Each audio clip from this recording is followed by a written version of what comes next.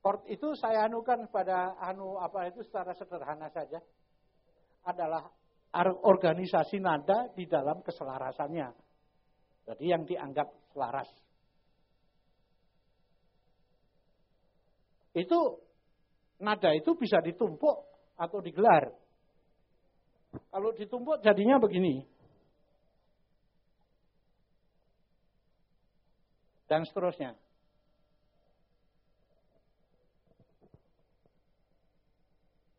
Jadi kalau seandainya nada itu saya telanjangi lagi menjadi bunyi, ini bunyinya. 1, 2, 3, 4. Chord itu begitu. Pahamannya? Ini chord. Jadi susunannya itu vertikal. Jadi chord itu disusun jadi harmoni. Jadi misalnya begini.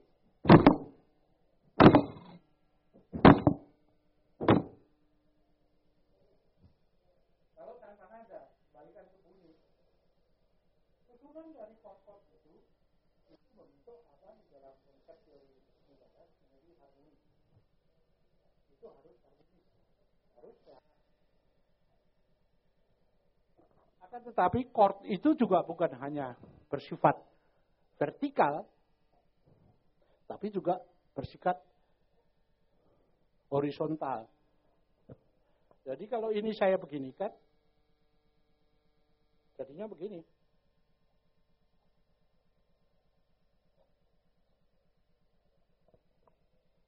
Anda mendengarnya tidak seperti ini, tapi ini.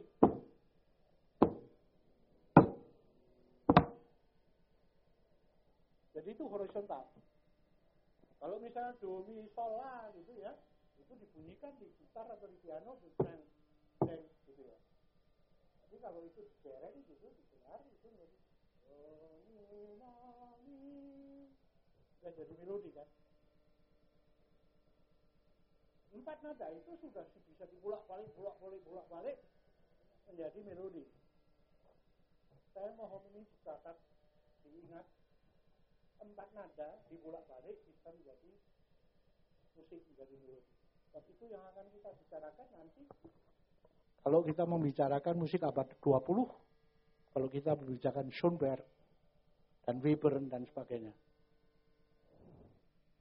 Jadi kayak main peta umpet saja, nada-nada itu ada aturannya bagaimana disusun. Chord yang bersifat vertikal, chord yang bersifat horizontal. Ini membentuk harmoni secara keseluruhan, ini membentuk kemudian melodi secara keseluruhan. Ini yang dipermainkan.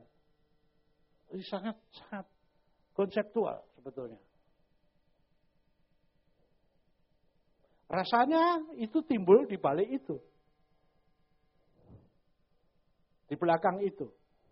Rasa dan sebagainya itu adalah sebuah efek. Wah kok musiknya bagus ya. Itu efek. Efek dari suatu konsep.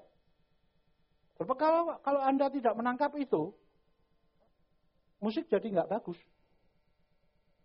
Jadi seperti yang tempo hari saya katakan, yang penting, kata Aristoteles dan Immanuel Kant, yang penting itu adalah kesadaran Anda. Musik itu Anda ada karena kesadaran Anda. Kalau Anda sadar bahwa itu indah, musik itu ada. Tapi kalau Anda tidak sadar bahwa musik itu indah, Anda hanya berwangan-angan bahwa ada musik. Musik apa enggak jelas. Ini yang dikatakan oleh Plato, bahwa musik adalah sebuah ide. Belum sampai pada satu kesadaran. Itu yang dimaksud. Jadi ternyata kembali kalau ini chord ini kita hilangkan, harmonisasi ini, harmoni itu hilangkan, kita bisa main hanya dengan misalnya melodi saja. Misalnya dengan ritme saja. Jadi sudah dari sananya itu sudah back boom, ada suara di sini, ada ritme di sini. Ritme itu apa? Saya adukan dalam tulisan ini kurang lebih adalah pulsa waktu yang berulang di dalam suatu durasi tertentu. Pulsa, jadi ini. Kalau pulsanya dibikin metris, ya gini, pulsa. Itu ada di dalam diri Anda. Detak jantung Anda itu terus berbunyi pulsa itu. Buk, buk, buk, buk, buk. Paling alami itu. Nah, itu berulang. Kalau pulsanya akan diferensikan, bukan bisa saja. Gini. Tapi berulang. Dan seterusnya, dan seterusnya. Jadi saya menempatkan unsur ritme pada kategori keempat. Walaupun itu penting sekali. Melodinya pada kategori kelima. Harmoninya pada kategori keenam. Yang pertama itu bukan kategori, itu hakikat. Lalu kemudian yang kedua dan ketiga itu adalah sebuah naluri. Di dalam naluri Anda itu ada naluri yang disebut dinamik. Makanya cara bicara saya dengan bicara Anda berbeda. Karena di dalam diri saya dan diri Anda ada dinamik. Ada satu dinamik yang hidup. Dan ada satu tempo yang hidup. Karena ritme adalah pengulangan durasi waktu dalam pulsa. Nah, ini kan cepat. Bisa kita perpanjang. Bisa kita perpanjang lagi.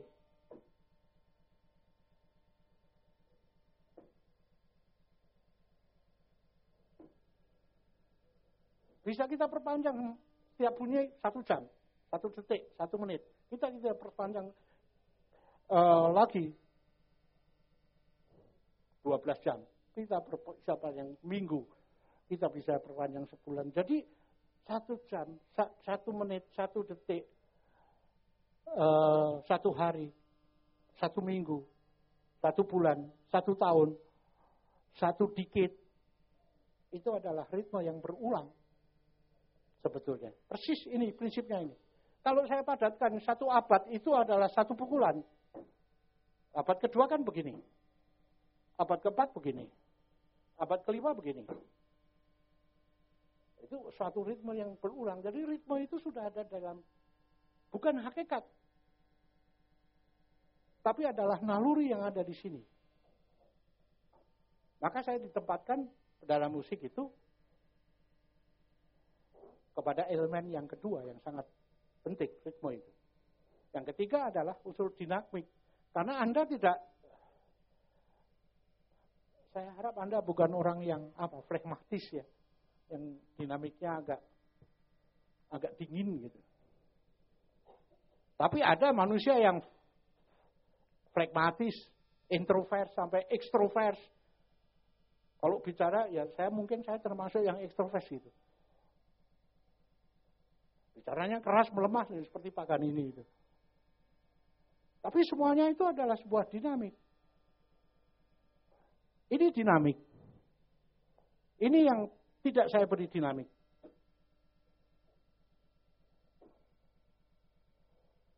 Ini yang secara ekstrem saya beri dinamik.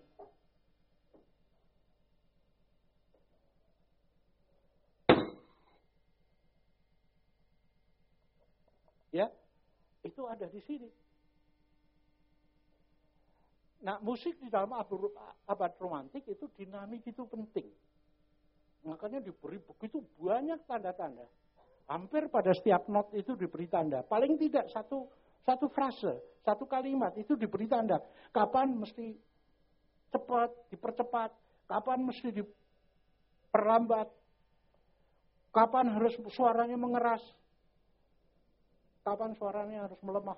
Ada semua di sini.